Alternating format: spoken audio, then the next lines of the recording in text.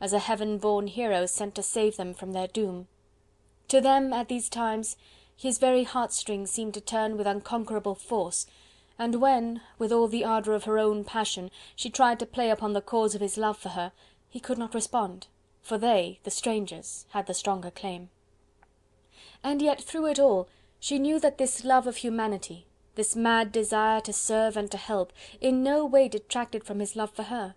Nay, it intensified it, made it purer and better, adding to the joy of perfect intercourse the poetic and subtle fragrance of ever-recurring pain. But now at last she felt weary of the fight. Her heart was aching, bruised and sore. An infinite fatigue seemed to weigh like lead upon her very soul.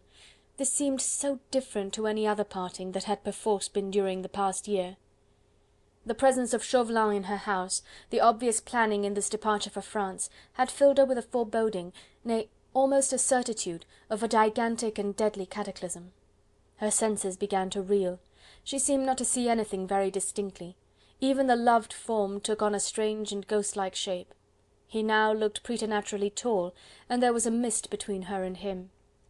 She thought that he spoke to her again, but she was not quite sure, for his voice sounded like some weird and mysterious echo.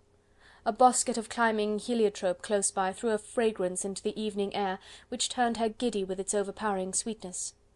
She closed her eyes, for she felt as if she must die if she held them open any longer, and as she closed them, it seemed to her as if he folded her in one last, long, heavenly embrace.